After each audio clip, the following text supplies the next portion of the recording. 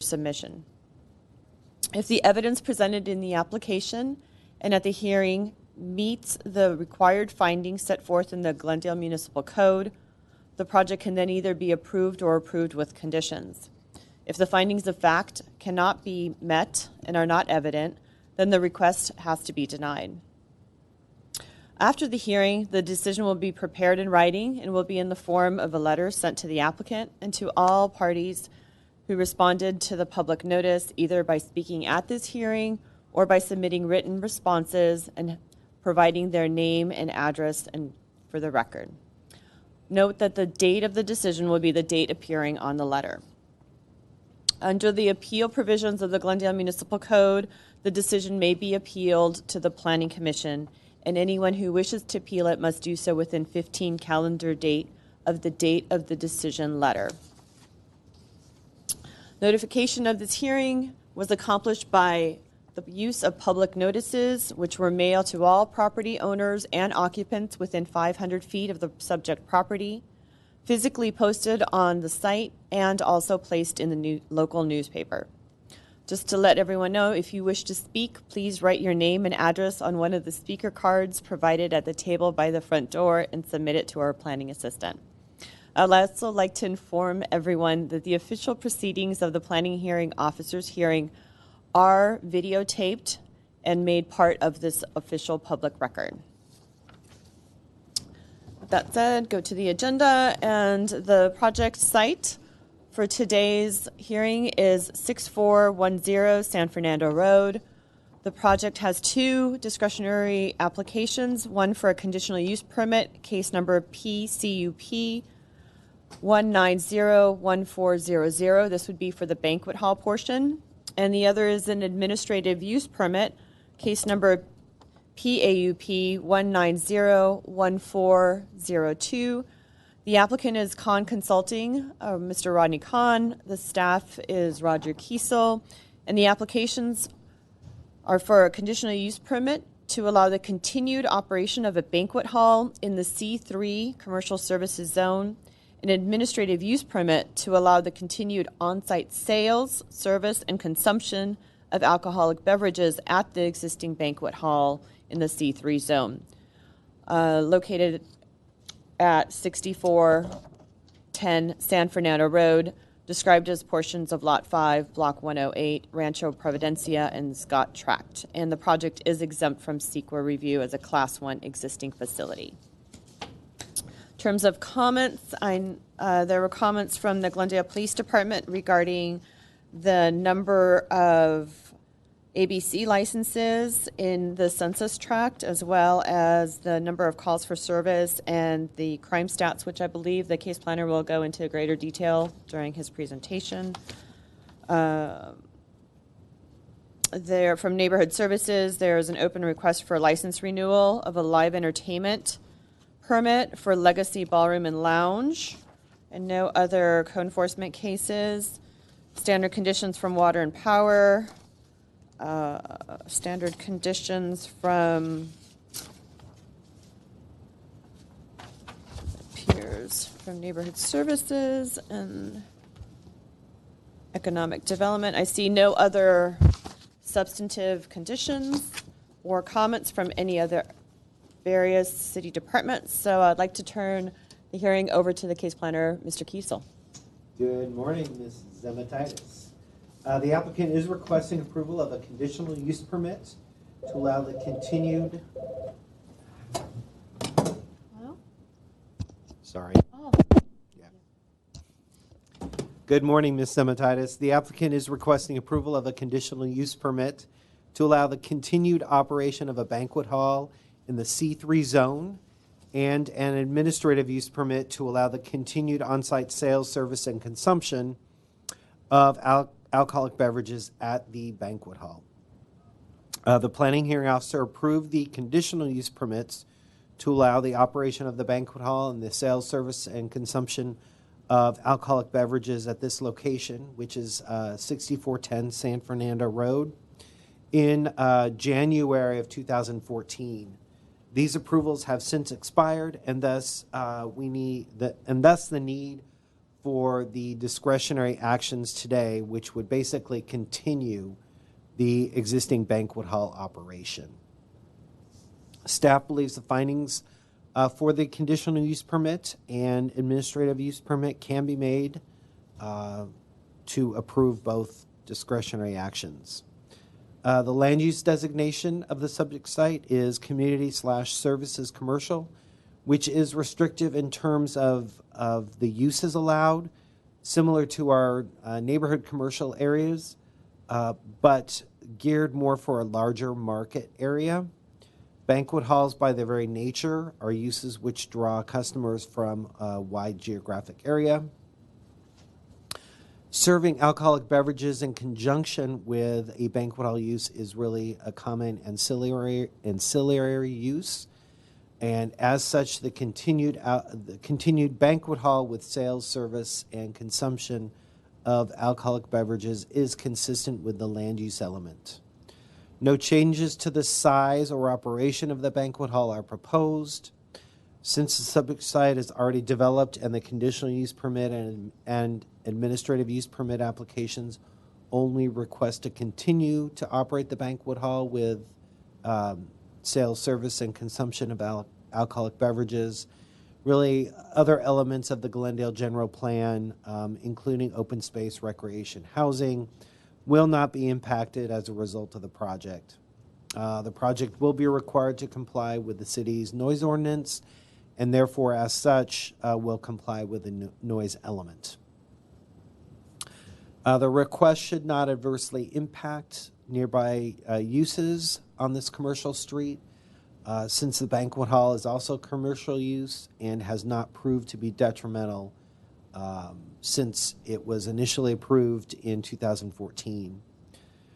Nor should it impede development of the surrounding property since San Fernando Road at this location is already developed.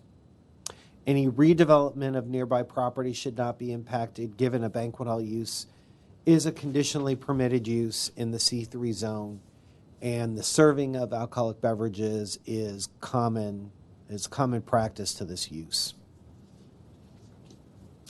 No public facilities are located near the subject site.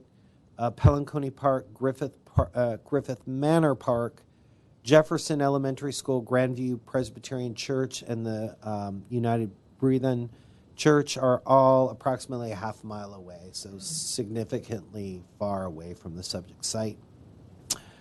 As I mentioned before, no changes to the site or the size or operation of the banquet hall are proposed as a result of the conditional use permit and administrative use permit applications. There are adequate public and private facilities for the use and the surrounding area. The continued ancillary use of serving alcohol at a banquet hall is not anticipated to require any new public services. Again, there are no changes to the operation. Staff believes that the findings for the conditional use permit and the administrative use permit can be made and recommends the requests be granted. I do have a couple suggested amendments to the draft conditions that were in the staff report.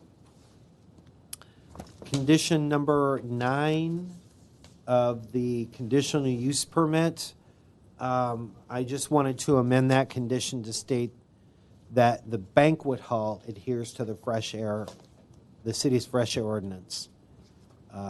It initially referenced a full-service restaurant. This is a banquet hall, so I wanted to clarify that. Condition 16,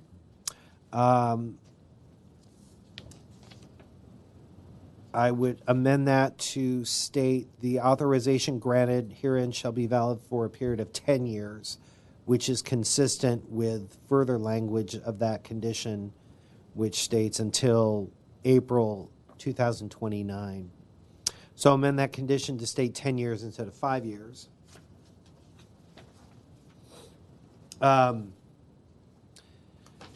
Condition number 10 of the administrative use permit, I'd just like to strike condition number 10. It's somewhat duplicative of condition number 18. which states that the service of alcoholic beverages shall be in full accord with the regulations and conditions established by the State Department of Alcoholic Beverage Control. And then finally, amend condition 20 just to be internally consistent and amend the condition to state for a period of 10 years as opposed to 5 years. That concludes my presentation. Thank you. Thank you, Mr. Kiesel. I would like to call the applicant, Mr. Rodney Kahn, up for your presentation, please. Certainly. Good morning, Ms. Zimatitis and city staff. My name is Rodney Kahn. My offices are located at 1111 North Brand Boulevard, Suite 403, here in the city of Glendale. I thought Mr. Kiesel did a very good presentation. I'm going to repeat some of what he said for dramatic and emphasis purposes. Once again, we are here to renew these two applications. Previously, they were both conditional use permits. Now, one is classified as an administrative use permit, as you know, which is the sales service of alcoholic beverages, and then the renewal of the banquet facility.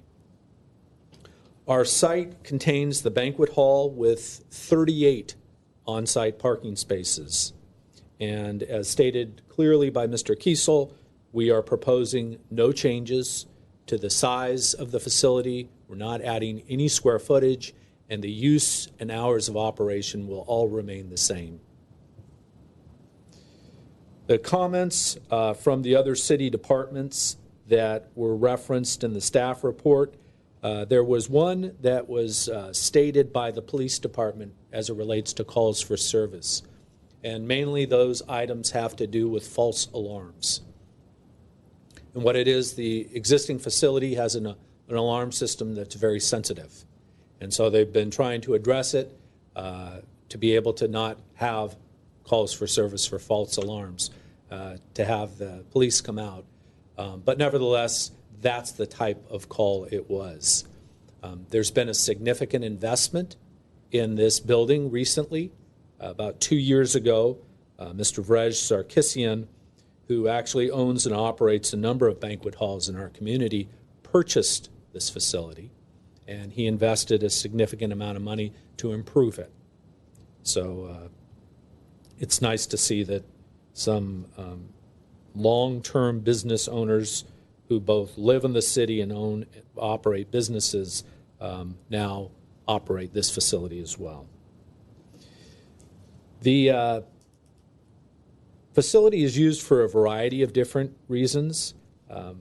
It's for weddings, it's for birthdays, it's for christenings, it's actually for funeral memorials. Occasionally there's a city event and baby showers and things of that nature.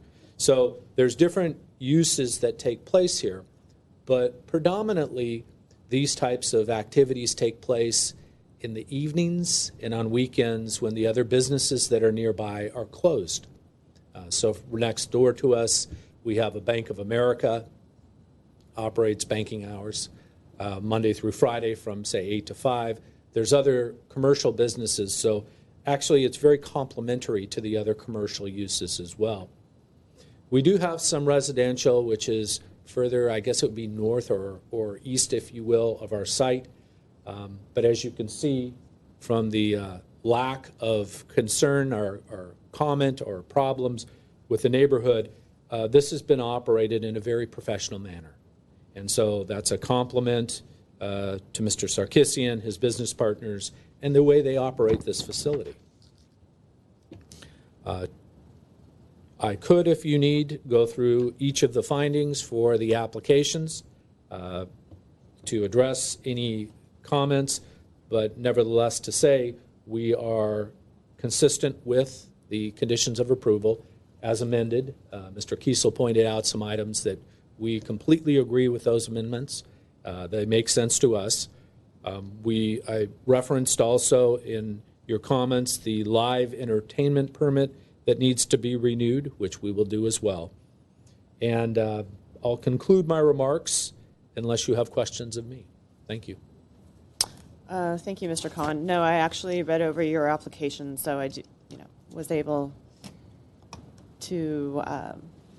go over the findings that you submitted as part of the application. So no need to repeat that, and Mr. Kiesel did a fine job in terms of both his staff report and presentation as well. So I have no comments. I visited the site myself, took a look around. Yes, there is the Bank of America parking lot that is just to the north of the alley. So there is that buffering from the subject site, the alley, the additional parking lot that's for Bank of America, and then the residential. So the residences are buffered from the project site itself.